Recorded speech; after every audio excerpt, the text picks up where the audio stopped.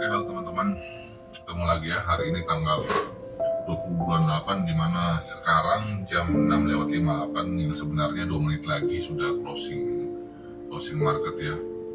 Dimana tuh di sini lautan merah semua, merah ya. Dimana ini penyebabnya sudah pasti karena koreksi Bitcoin yang cukup signifikan ya, turun di 112, yang dimana pasti om-om yang anti Bitcoin itu pasti senang lihat ini, seperti video yang berikut ini ya. Itu Bitcoin kurang ajar, itu bandel, si bandel itu seharusnya dia sudah jatuh dalam Bitcoin, tapi lagi ditahan sama bandar-bandarnya yang mungkin BlackRock atau Elon Musk atau MicroStrategy. Tapi sebenarnya di luar om-om itu yang memang menantikan Bitcoin jadi telur bebek busuk, saya tuh heran loh orang-orang yang kayak terlalu gimana-gimana dengan kripto ya. Padahal kan begini, di market kripto kan ada dua market yang bisa derivatif kan. Ya kalau memang dia akan ke telur bebek busuk ya di short aja, ngapain pusing-pusing. Om itu mungkin tidak tahu kali bilang di market kripto itu kita bisa short. Anggaplah ini itu telur bebek busuk, kita short aja. Tapi ya harus tahan floating minus ya. Karena gimana begini sebenarnya, beberapa waktu lalu di TikTok saya pernah mengatakan ini bisa jadi terjun ke 113, bahkan sekarang menyentuh 112 kan. Nah, dimana sebenarnya setiap all time high-nya Bitcoin itu pasti koreksi dulu, nggak mungkin langsung pumping 50%. Kita lihat di weekly close-nya ya gini lagi, mirip kan, kayak gini, dia tuh koreksi kayak gini nih. Kalau kita lihat dari sini, all time high turun 11%, terus ini dari sini turunin 9%. Ini yang gawat malah yang dari sini turunnya di sini 28%. Toh juga akan naik gitu loh. Terus apakah ini bear market? Ya bisa jadi ya, bisa jadi tidak, tapi saya rasa sih enggak ya, karena ini masih koreksi doang. Koreksi karena apa? Ya orang mau take profit lah, masa dia mau nyimpen terus sampai beranak? Kecuali memang instansi yang mungkin wajar lah mereka nge-hold coin lah untuk jangka panjang untuk investor. Tapi kalau kalian sebagai trader, ya pasti kalau contoh nih, kalian ambil posisi di area sini nih, kalian ambil posisi daerah sini, naiknya begini 13%, masa kalian tidak mau take profit? Bagaimana dengan orang-orang yang nge-hold dari angka 100, pasti mereka langsung take profit lah. Masa kalian larang mereka take profit? Itu logika dasarnya itu, ngapain? Pasti mereka akan take profit lah, tidak mungkin mereka tidak take profit. Walaupun memang sih kalau kita lihat stokastiknya ya, bentar, ini tuh sudah di area 7,5, yang dimana ini sudah oversold sebenarnya ya. Apakah kita bisa open long atau buy? Bisa, tapi dengan jangka pendek. Karena kalau kita lihat di time frame 4 jamnya, nah ini tuh salah satu area penting nih, sudah kena support di sini. Cuma amit-amit kalau dia jebol, ya jebolnya ke area 109. Kalaupun dia jebol lagi kayak gitu 105, terus kalau dia jebol lagi begitu. Jadi kalau kalian bilang ini, oh itu namanya tebak-tebakan, ya memang harus ditebak. Gak usah sok-sok ini deh. Kalian trading itu pasti akan nebak. Buktinya apa? Kalian pasang stop loss. Saya paling malas orang-orang yang kayak sok-sok, kalau begitu sih tidak pakai teknik, makanya tebak-tebak loh. Sekarang pertanyaannya, kalau kalian tidak pasang stop loss, kalau kalian tidak mau tebak-tebak, tidak usah pasang stop loss. Makanya kan kita pasang stop loss di sini karena apa? Contoh, kita kan harapnya di sini dia naik, karena di sini area support kan nih. Lihat ini. Setiap dia menyentuh di sini, dia naik kan. Terus nyentuh di sini dia naik lagi. Terus nyentuh lagi di sini dia naik lagi. Nah, artinya kan kita pastinya tebak, oh di sini harusnya dia naik. Tapi karena dia naik, makanya dipasangin stop loss. Amit-amit dia tidak sesuai rencana, dia ada berita apa, ya dipasanglah stop loss daerah-daerah sini. Semua itu tebak-tebakan. Tinggal tebakanmu itu sama teknikmu itu benar atau tidak, dan apakah semesta itu mendukung kalian punya ini. Nah, kalau kayak begini modelnya apa? Pasti kan banyak orang open long, tapi kan ada orang yang open long atau posisi baik antara sini sama di sini. Karena apa? Logika aja kalau kita lihat dari gambar ya.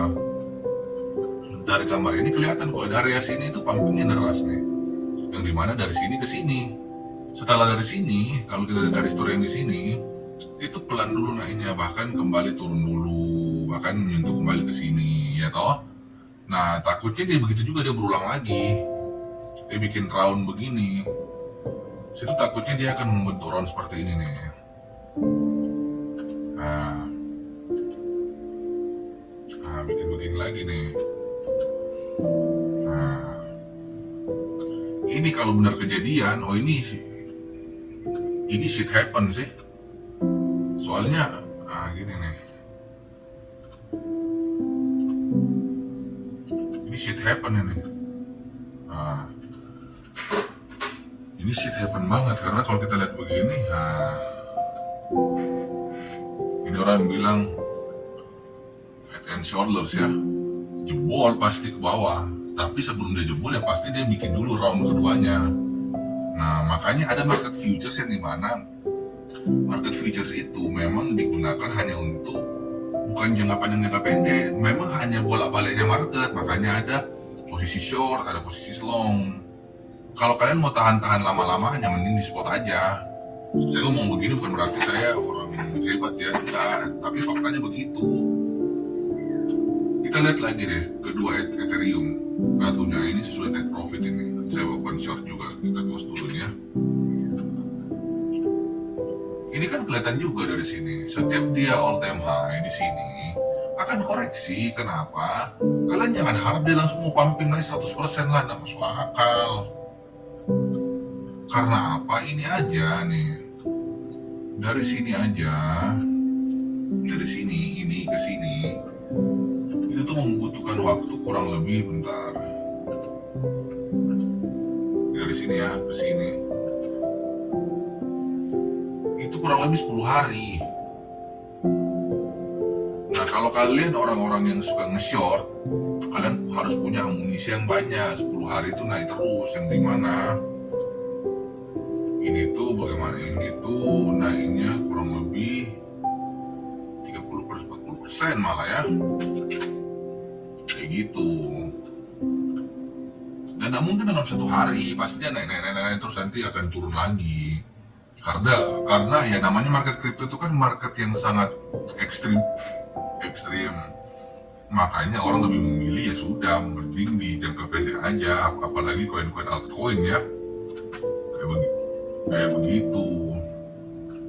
Selanjutnya apa kalau untuk Ethereum ya takutnya dia mengejar yang ini nih. Kalau dia ngejar yang ini artinya turun dulu di 38, walaupun di sini sudah angka ini ya, angka yang agak ini ya, di angka 4 ribuan. Cuma ya kalau dia jebol di sini, wah takutnya dia akan kesini dulu. Kalau dia nggak kuat lagi, artinya dia di area-area sini nih. Terus kalau dia nggak kuat lagi, ya ini paling buruk. Nah, teman-teman pernah pikir nggak kenapa setiap Bitcoin itu runtuh, altcoinnya itu pasti lebih runtuh. Kenapa? Kalau kita lihat koreksinya Bitcoin aja itu suka bikin base, terus begini, terus bikin base lagi, dan base-nya itu tidak terlalu jauh loh. Kalau kita lihat di sini ya, nih. Bikin base itu enggak jauh-jauh tuh, 1%, terus dari sini dia lagi berapa persen, 2%, kayak gitu-gitu. Base-nya enggak terlalu gimana-gimana. Tuh, ini pun kalau dia naik 2% kayak gitu-gitu. Tapi kalau di altcoin, bayangkan ini ya, range naiknya anggaplah dari sini pumpingnya tuh 50%. Jadi kalau dia jebol di sini, wah ini ngeri sekali nih. Di sini tuh kopong, nggak ada base yang bagus. Terus sini lagi, area sini, tuh langsung 10%, kopong kan. Walaupun kelihatannya agak ini, tapi ini kopong banget ini. lagi dari sini ke sini. Tuh kopong.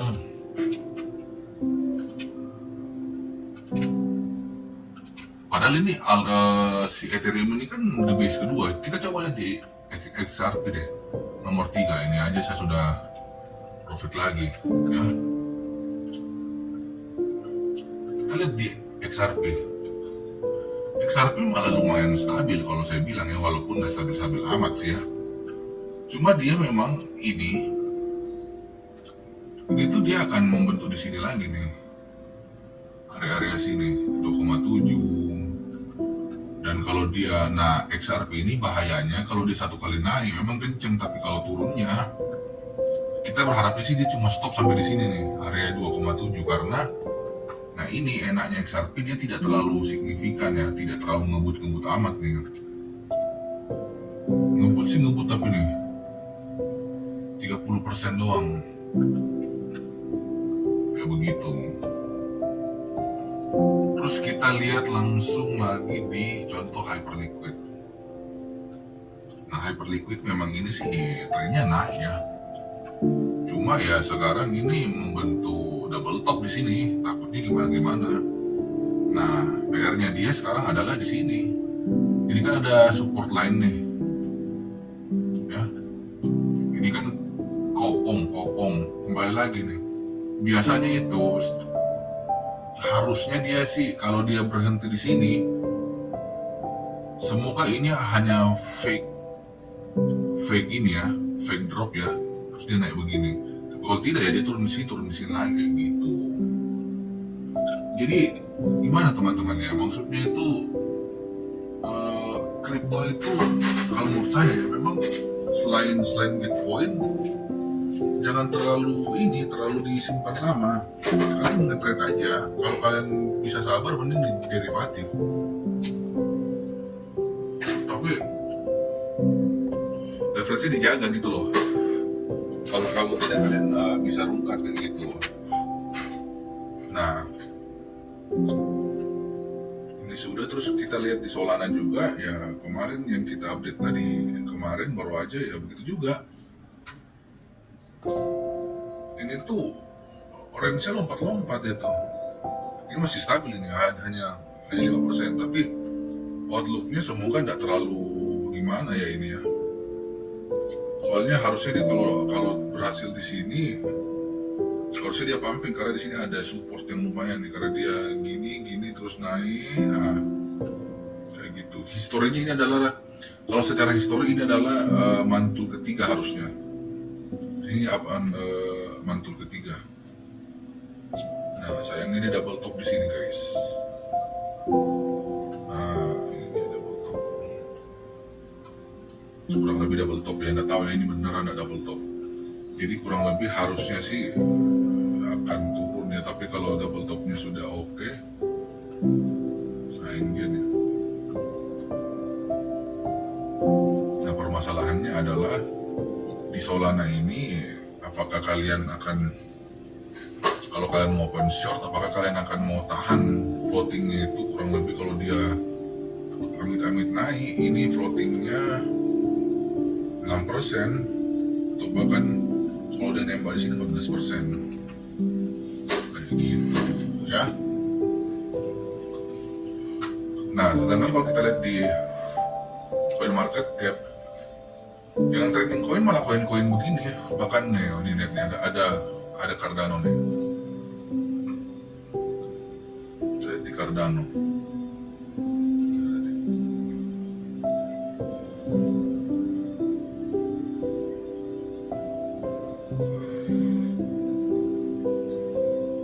Beberapa waktu lalu kan dia pumping keras nih. Sekarang faktanya gimana?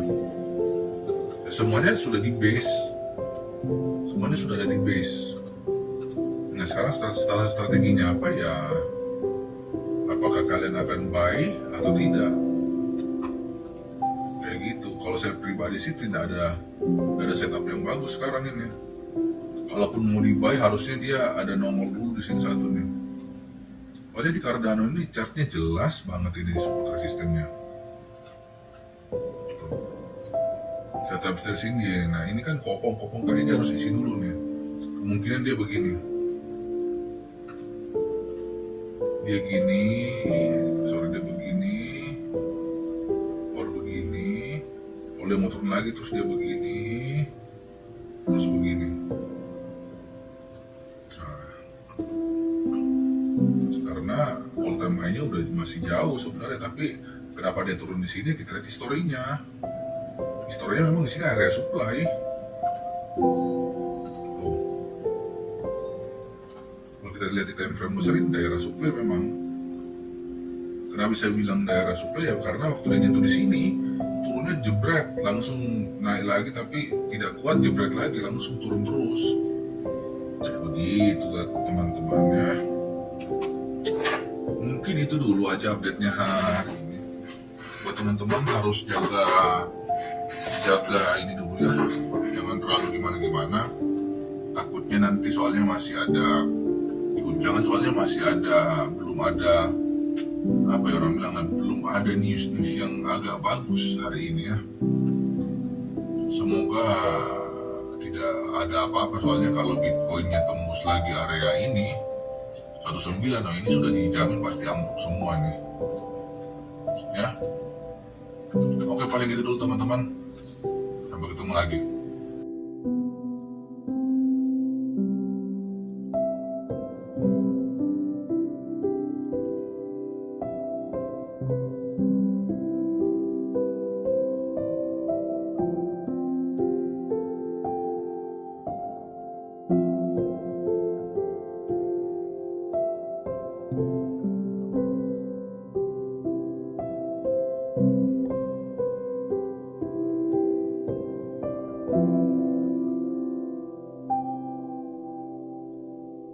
Thank you.